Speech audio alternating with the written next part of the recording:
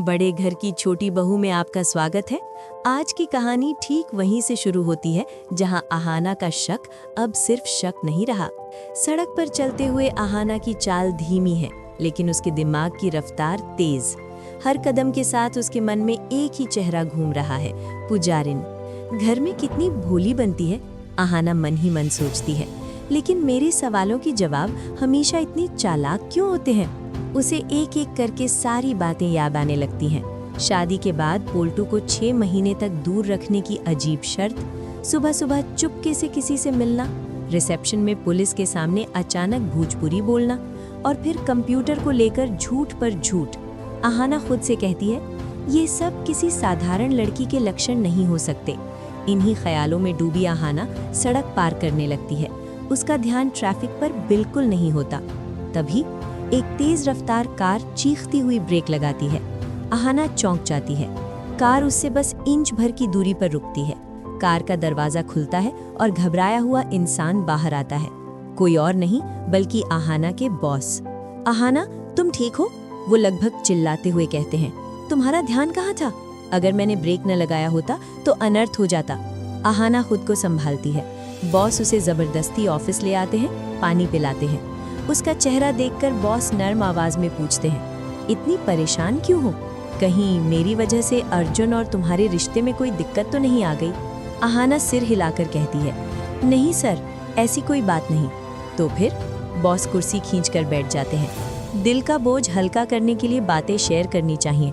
कुछ पल की चुप्पी के बाद आहाना बोलना शुरू करती है, अपने घर की नई दुल्हन पुजारिन और उसकी हर अजीब हरकत। वो बताती है कैसे परिवार में नई नई शादी हुई, कैसे रिसेप्शन में पुलिस अचानक पूछताछ करने आ गई, कैसे पुजारिन छुप छुप कर फोन पर बातें करती है और कैसे उसे कंप्यूटर से डर लगता है। जैसे जैसे आहाना बोलती जाती है, बॉस का चेहरा सख्त होता जाता है। अचानक वो गंभीर होकर कहते हैं, आहाना, तुम्हारी बातें सुनकर मुझे वो पुलिस रेड याद आ रही है जो मैंने न्यूज़ में देखी थी। आहाना चौंकती है।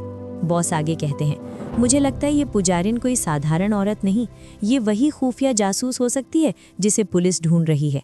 आहाना की सांस अटक जाती है। जासूस? हाँ, बॉस समझाते हैं, ऐसे लोग शहर में छुपने के लिए सेफ हाउस ढूंढते हैं और तुम्हारा घर उसके लिए सबसे सुरक्षित जगह बन गया है। आहाना घबराकर पूछती है, लेकिन सर, घर बैठकर वो जासूसी कैसे कर सकती है? बॉस जवाब देते हैं, ये लोग कंप्यूटर के जरिए सर्वर हैक करते हैं, देश की गोपनीय जानकारी लीक करते हैं। 6 महीने का मिशन होगा, इसीलिए उसने पोल्टू को खुद से दूर रखा ताकि कोई उसके करीब ना आ सके और उसका सच न जान सके। आहाना के पैरों तले जमीन खिसक जाती है। बॉस सख्त लहजे में कहते हैं, अगर उसे पकड़ना है तो सबूत चाहिए। फिर वो एक आइडिया देते हैं, उसके कमरे में एक हिडन कैमरा लगाओ। शाम को आहाना घर पहुंचती है। दिल तेज तेज धड़क रहा है। वो मौके की तलाश में रहती है। जैसे ही पुजारिन नहाने के लिए बाथरूम जाती है, आहाना चुपके से पोल्टू के कमरे में घुसती है। कमरा शांत है, लेकिन आहाना के कानों में दिल की धड़कन गूंज रही है। वो जल्दी जल्दी एक छोटा कैमरा घड़ी के पीछे छिपाने लगती है। तभी बाथरूम का दरवाजा खुलने की आवाज। खट! आहाना की सांस रुक जाती है। वो फुर्ती से बिस्तर के पीछे छुप जाती है। किस्मत अच्छी थी, पुजारिन सिर्फ तौलिया लेने बाहर आई थी और फिर वापस बाथरूम में चली जाती है। आहाना बाल बाल बचती है, कैमरा सेट कर बाहर निकल जाती है। लेकिन असली तूफान तो अगले दिन सुबह आता है। सुबह पीसी मोनी पोल्टू के कमरे में सफाई कर रही होती हैं। पुजारिन बाथरूम में है। झाड़ू लगाते हुए पीसी मोनी की नज़र बिस्तर पर पड़े एक महंगे पर्स पर पड़ती है। वो पर्स उठाती है और बुदबुदाती है, अरे राम, ये पर्स इतना भारी क्यों है? जिज्ञासा उन्हें चैन खोलने पर मजबूर कर देती है। तभी बाथरूम से पुजारिन बाहर आती है। वो चीख पड़ती है, छोड़िए मेरा पर्स! वो पागलों की तरह दौड़ती है और पर्स छीनने लगती है। पीसी मोनी घबरा जाती है। छीना झपटी में पर्स उलट जाता है और अगले ही पल लिपस्टिक नहीं, पाउडर नहीं, बल्कि एक भारी पिस्तौल और अलग अलग देशों के 4 पासपोर्ट जमीन पर गिरते हैं। गन गिरने की आवाज पूरे घर में गूंज जाती है। पीसी मोनी कांपते हाथों से बंदूक देखती हैं और चिल्लाती हैं, हरी हरी, ये क्या है? बंदूक! उसी वक्त दरवाजे पर खड़ा पोल्टू एक पासपोर्ट उठाता है, खोल कर देखता है। तस्वीर पुजारिन की, लेकिन नाम लिखा है नंदिनी। हॉल में खड़ी आहाना और दुर्गा देवी ये सब देख चुकी होती हैं। वो आगे बढ़ती हैं। पुजारिन का चेहरा पीला पड़ जाता है। तो दोस्तों, अब खेल पलट चुका है। पुजारिन चारों तरफ से घिर चुकी है। एक तरफ पोल्टू के हाथ में पासपोर्ट, दूसरी तरफ पीसी मोनी के सामने बंदूक।